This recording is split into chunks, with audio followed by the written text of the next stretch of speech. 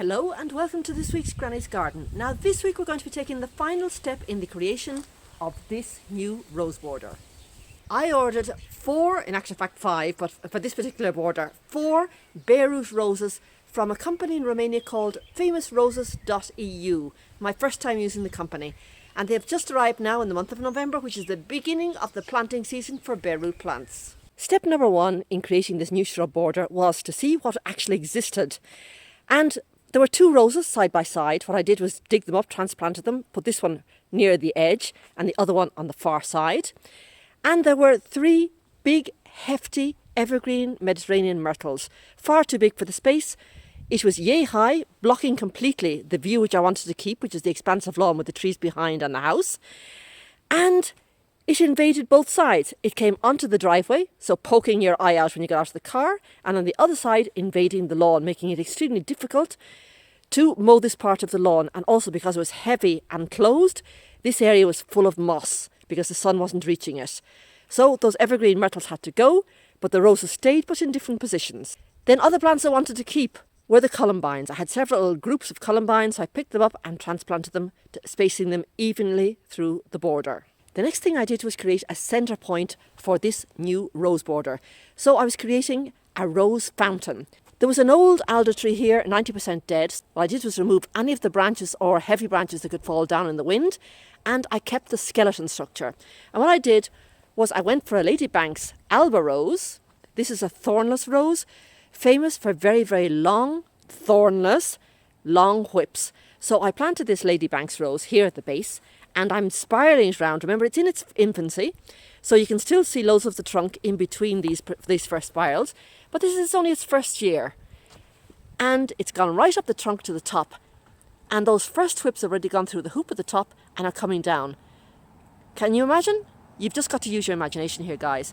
Because this is its first year. See if I can get anywhere out of the light so you can see this whip. You can see it there against the sky. This first whip is coming down. Now, it's only one, but there's I think 2 of them at the moment. But can you imagine this multiplied by 20, 50, 100? It is going to be spectacular. The geyser effect going up and the cascade effect coming down. Because there are no thorns, there's no problem with it swaying around in the breeze, because that's the effect I'm looking for. I'm looking for this swaying round movement in the breeze. Lovely. Pure white. So all of the roses I've chosen beside are in pinks or coppers or salmons. There's going to be no white because I don't want anything to compete with the centrepiece. So we now had our centrepiece. I had moved the 2 existing rose bushes to either extreme of the border. I had spaced out the Columbines, and the next thing was to mark with 4 red flags where the new rose bushes were going to be placed, the ones I'm going to place today. And then in the remaining space, I underplanted it with mini daffodils, mini tulips, and anemones, and I have got absolutely tons of them planted along this border. So what a spring we're going to have. Now all we've got to do is get down to digging the holes and explaining a bit the technique behind planting bare root roses. I'm filming this part of the video early in the morning, the reason being that the most important part of planting a bare root rose is to hydrate it. This has come in a box from Eastern Europe. You could buy it in a nursery, but either way the roots need to go straight into water, which is waiting here in a bucket right beside me. Now this is the first time I've used this company. It's called Famous Roses, that's with the European spelling, with the OUS.EU. They have a tremendous selection of roses available, great varieties, and cute little box as well, with little roses around the side. Obviously because you're not dealing with either nursery cans or with soil, it's dead light. I've just put my finger in the little hole, lift it up with 1 finger, and we are talking about 5 roses.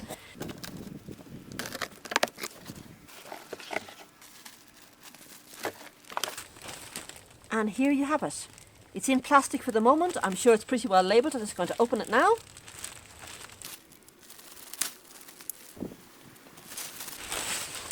Okay, so let's see what we've got here.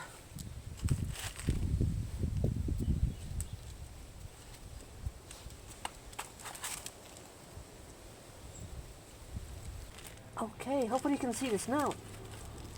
Nice looking healthy roots. Lovely looking tops to them. Very pleased with that, and I presume they're individually named. It certainly looks like that. Just going to tease them apart. So I'm just going to do is now literally plop them into water.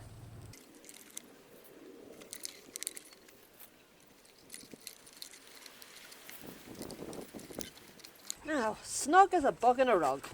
I'm just going to put a little bit more water in there to fill it up just slightly more, probably bring it up to about here, and that'll be that. Now, stage number 1 I filmed earlier this morning. I'm just going to give you a little recap now. The most important thing when you get them is to hydrate the roots. Whether you get them online, as I did, or buy them in a garden centre, they're going to have some sort of plastic around the roots to keep in the humidity. So take the plastic off and plunge them into water, and they remain here between 2 to 12 hours. No more than 12 hours, no less than 2 hours. If for some reason you can't get to do it immediately, what you do is just open the plastic, give a little sprinkling of water, close the plastic again, and then leave to one side in the shade for a maximum of 2 days. No more than that. There are other techniques if you can't get around to doing it, or the ground is frozen, then you're going to have to shore them up, make a little mini trench, cover them up, and then leave them until the ground is not frozen. You'll be able to do it again. The next thing is, when do you plant them? You always plant bare root roses when they are dormant. Now, it depends on where you live. Remember, I live in Spain, so for me it's any time between November and March. Mid-March is getting risky for me because they're already beginning to bolt or beginning to wake up. So I tend to plant usually November, December, or you can plant again January, February, March, and in some countries even up to April. But it is important to do it when they are dormant. Right, we're going to concentrate on the rose, not my face, so don't worry if I'm being beheaded in this section. So this is the first one. It's going to be Dolce Vita. Beautiful colour, beautiful rose. Now, the first thing I'd have a look at is the actual stem part. Looking very, very healthy. As you can see here, there is a part here that's crossing. Am I going to touch it now? No, I'm going to leave it until pruning time in probably the month of March, when it just begins to break dormancy. So I'd be pruning this one out to remove any crossing branches. For the moment, it's not going to put on any growth, so there's no harm there, and I'd rather not have any winter damage to the actual plant itself. But the actual branches look extremely healthy. Coming down to the root section, you'd again check for broken roots, damaged roots, and particularly long gangly roots.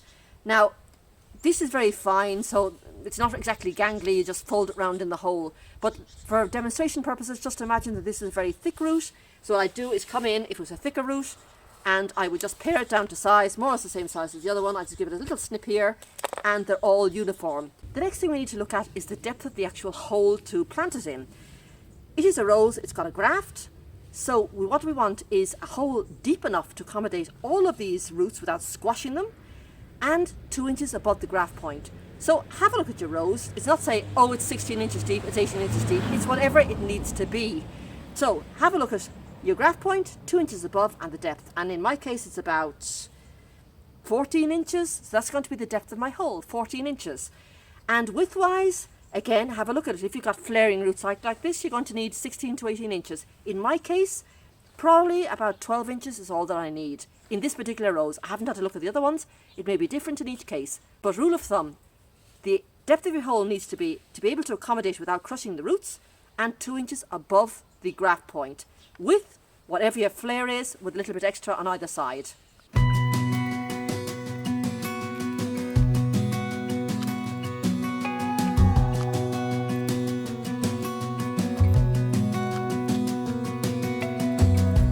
As a young girl, the fields were mine. We played hide and seek for hours, raised our shadows among the pines. So offshore, playful and free, without a care in the world. I was one rich little girl, daydreamer, kidnap me, take me back, all the way back to them days, running around in a gown and a crown. Now, as you'll have seen, I was running into quite a bit of roots. This is the roots of the old Mediterranean myrtle. No problem, the roots are dead, so dead easy to pull up.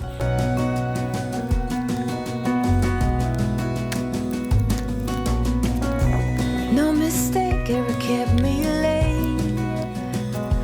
We spent summers catching fireflies and winters on our skates. One big smile across my face. We used to dance our way to church on Sundays. Mama set the pace. Daydreamer, kidnap me,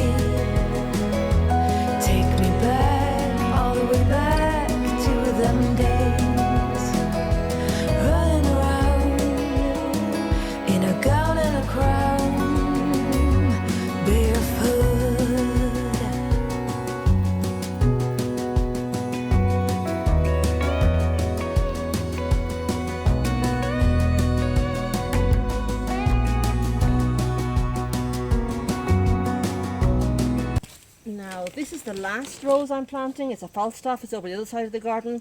And I want it to grow through an obelisk. So what I'm doing is I've just put enough soil in here to keep it upright. And I'm actually going to stick the obelisk in now. If I stand up.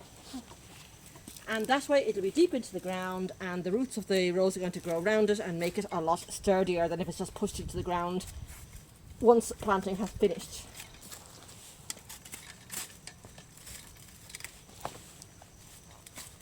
It's going to give a little push at my feet and around the other side as well.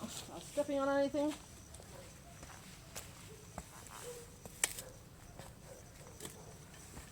That's actually quite sturdy now, and as soon as I fill it in, it'll be even more sturdy. I'm just going to continue now with filling in both the roots of the rose and the legs of the obelisk. Soil that I've left on the flagstone to fill in this side, and the soil in the bucket to fill in the other side.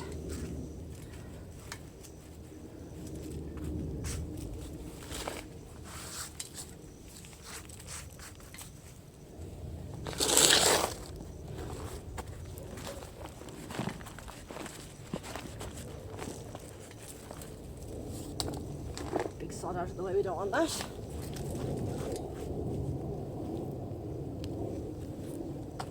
The soil is a lot more rocky over this side. Just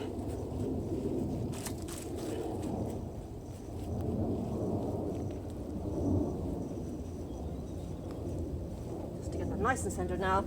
I don't know if you got a good angle there, but it is centred more or less. There we go, within the obelisk.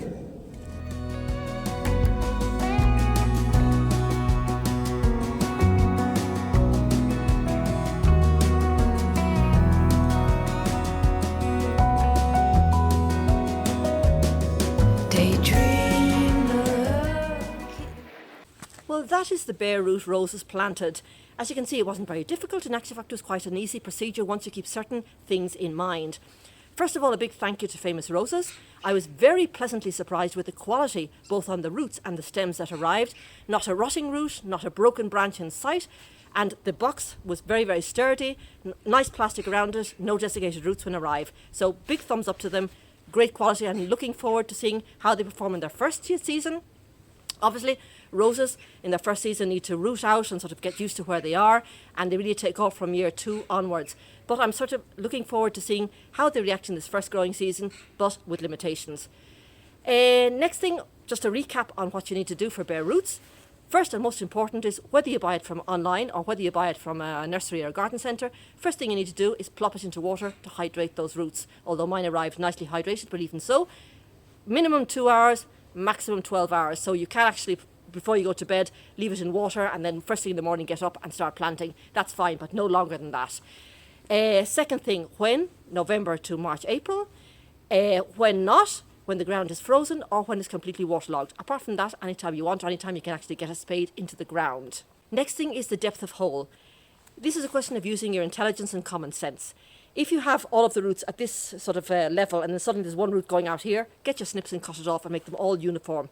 And then remember that the roots aren't going to go completely vertical. You are going to sort of fan them out. Sort of like take sort of like an inch and a half into consideration for fanning them out, and then it's the depth of your roots plus 2 inches above that graft. In the olden days, my days, it used to be the graft had to be exposed. Nowadays that's not the case and the graft has to be covered. They say it's the best way. You don't get rot, you don't get anything. So 2 inches above that graft. Then add compost, well-rotted compost, not new hot compost is going to wreck the roots or burn the roots. Mix it around in the end of the hole and plop it in and fan it out. At this stage, I didn't do it, but at this stage you can, if you have it, add mycorrhizal fungi, sprinkle it around on top of those roots, and then start filling in or backfilling in. And once that's done, making sure that the soil level is correct, water it in. And that is that. Leave it alone until next spring when it starts just those buds breaking, and then it's time to come in and do your pruning.